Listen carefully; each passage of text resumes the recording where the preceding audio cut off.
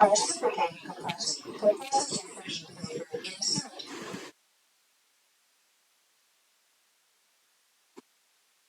Piston है, ये piston हो गया, कनेक्टिंग रॉड हो गया, क्रैंक शाफ्ट हो गया, ठीक है। और ये क्या है, पिस्टन पिन या उसको रिस्ट पिन कहते हैं या गजन पिन भी कहते हैं। पिस्टन और कनेक्टिंग रॉड को जोड़ने वाले पिन को रिस्ट पिन, गजन पिन या पिस्टन पिन कहते हैं, ठीक है। और ये जो पिस्टन और क्रैंक शाफ्ट को जोड़ता है, तो ये क्रैंक शाफ्ट और पिस्टन को जोड़ने वाले रॉड को कनेक्टिंग रॉड कहते हैं और ये क्रैंक शाफ्ट हो गया, ठीक है। रेसिप्रोकेटिंग कंप्रेसर हमने बताया था कि रेसिप्रोकेटिंग कंप्रेसर किस कंप्रेसर को कहते हैं, तो रेसिप्रोकेटिंग कंप्रेसर उस कंप्रेसर को कहते हैं जिसे क्रैंक केस में क्रैंक शाफ्ट के घूमने से यानी इसके घूमने से कनेक्टिंग रॉड द्वारा पिस्टन सिलेंडर बोर के अंदर एक सीधी रेशियो में ऊपर नीचे गति करता है, तो उस कंप्रेसर को रेसिप्रोकेटिंग कंप्रेसर कहते हैं, ठीक है। अब देखिए ये जो है रिस्ट पिन दिखाई दे रहा है और ये कनेक्टिंग रॉड है और ये क्रैंक शाफ्ट हो गया, ठीक है।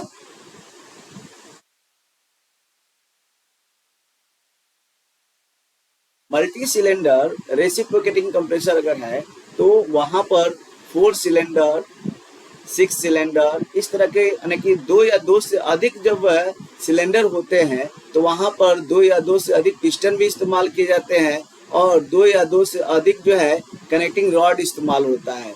क्रैंक शाफ्ट एक ही होता है लेकिन उसमें अलग अलग क्रैंक बने हुए रहते हैं, देख रहे हैं ना, ये सब क्रैंक बने हुए हैं, अलग अलग क्रैंक बने हुए हैं। तो ये जो है मल्टी सिलेंडर रेसिप्रोकेटिंग कंप्रेसर जहाँ होगा वहां पर इस तरह के जो है क्या होता है, multi piston, multi connecting rod और मल्टी जो है क्रैंक बने हुए रहते हैं। एक ही क्रैंक शाफ्ट में, शाफ्ट एक ही रहेगा लेकिन मल्टी क्रैंक बने हुए रहेंगे, ठीक है। और जब इसको जो है मॉडल कौन सा देखा जाए तो भी मॉडल, भी के आकार का हो जाएगा तो उसको क्या कहेंगे, भी ए मॉडल, डब्लू मॉडल। और ये मॉडल के हिसाब से जो है क्या होता है, मॉडल के हिसाब से अलग अलग मॉडल में आता है। आई मॉडल जो आई के शेप का होगा उसको आई मॉडल, जो भी के आकार का होगा भी शेप का होगा वो भी मॉडल। और जो देखिए भी के आकार का हो गया ना, ये भी के आकार का हो गया, 2 एक साइड में 2 एक साइड में भी की तरह हो जाएगा तो इसको भी मॉडल कहते हैं। और डब्लू की तरह हो जाएगा जिसमें 6 सिलेंडर होगा तो डब्लू हो जाएगा तो उसको डब्लू मॉडल कहते हैं, ठीक है। तो इस तरह से जो है अब सभी में जितने पिस्टन होंगे और उतने सिलेंडर होंगे और उतने सिलेंडर में क्या होगा, वाल्व प्लेट एक ही रहेगा लेकिन वाल्व जो है एक सिलेंडर में और एक पिस्टन के लिए एक सेक्शन और एक क्या होगा, डिस्चार्ज होगा। यानी कि मल्टी सिलेंडर है मतलब कि 4, 6, तो उसी के हिसाब से जो है वाल्व प्लेट पर 6 सेक्शन और 6 डिस्चार्ज वाल्व रीड लगा होगा। देखिए यहाँ पर जो है ये क्या हो गया, तो सेक्शन वाल्व रीड हो गया और ये है डिस्चार्ज वाल्व रीड, अनुपत्ति, ये सेक्शन हो गया और ये क्या हो गया, डिस्चार्ज। तो वाल्व प्लेट होते हैं, उस वाल्व प्लेट पर ऊपर की तरफ डिस्चार्ज वाल्व रीड लगा होता है और नीचे की तरफ सेक्शन वाल्व रीड लगा होता है, ठीक है। तो देखिए कैसे कार्य करता है। अब सेक्शन क्या हो गया, नीचे की तरफ खुल गया, क्यों, क्योंकि पिस्टन नीचे की तरफ जा रहा है। अब क्यों हो रहा है देखिए हम बता रहे हैं।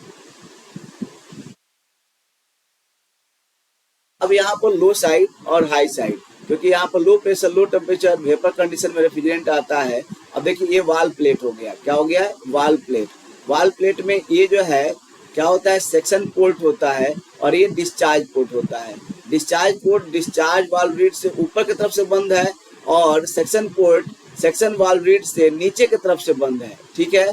तो जब इस पे पिस्टन क्या होगा, नीचे की तरफ आएगा तो इसमें क्या होगा कि आयतन बढ़ेगा, तो आयतन बढ़ने से प्रेशर क्या होता है, घटता है, रिड्यूस होता है प्रेशर।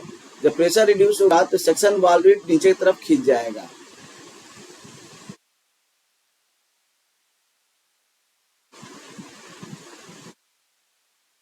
और जब पिस्टन नीचे की तरफ जाएगा, क्रैंक शाफ्ट घूमेगा, ये क्रैंक शाफ्ट मोटर के द्वारा घूमेगा तो ये क्या हो जाएगा, नीचे की तरफ आएगा। देखिए नीचे की तरफ आ रहा है तो प्रेशर रिड्यूस हो रहा है, प्रेशर रिड्यूस हो रहा है। तो इस समय जो है यानी कि 40% लगभग जो है क्या हो गया, पिस्टन सिलेंडर बोर के नीचे की तरफ आ रहा है। तो उस कंडीशन में सेक्शन वाल्व भी क्लोज है और डिस्चार्ज वाल्व भी क्लोज है।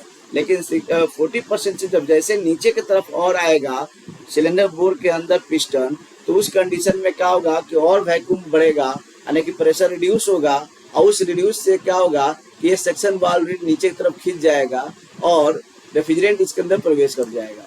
देखिए प्रेशर रिड्यूस हो रहा है और नीचे जा रहा है, पिस्टन नीचे की तरफ जाएगा और सेक्शन वाल्व नीचे की तरफ खींच जाएगा। देखिए खींच गया, यानी यहाँ सेक्शन वाल्व रीड ओपन हो गया, क्योंकि इसके अंदर प्रेशर, सिलेंडर के अंदर वैक्यूम हो गया, यानी प्रेशर रिड्यूस हो गया, और तब तक जो है क्या होगा, क्रैंकशाफ्ट नीचे की तरफ चला जाएगा। देखिए 180 डिग्री पर चला गया नीचे, और फिर वहां से जब क्रैंकशाफ्ट ऊपर की तरफ उठेगा 20 डिग्री TDC ऊपर की तरफ, तो उस कंडीशन में क्या होगा कि पिस्टन भी सिलेंडर बोर के अंदर ऊपर की तरफ उठेगा। ठीक है, देखिए उठ रहा है। तो इस समय जो है कौन कौन से क्लोज है, सेक्शन भी क्लोज हो गया, डिस्चार्ज भी क्लोज है।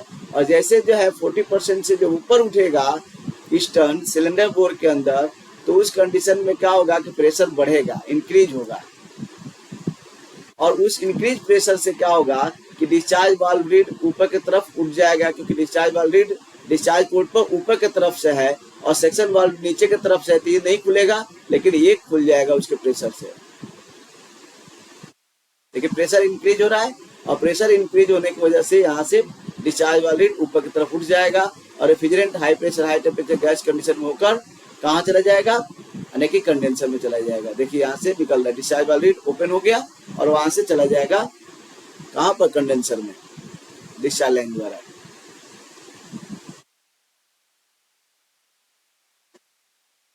फिर सक्शन हो रहा है, फिर सेक्शन वाल्व नीचे तरफ खींचेगा और क्या होगा, सेक्शन वाल्व नीचे तरफ खुल जाएगा, तो फिर रेफ्रिजरेंट आ जाएगा और फिर ऊपर जाएगा तो बंद हो जाएगा और डिस्चार्ज वाल्व खुल जाएगा।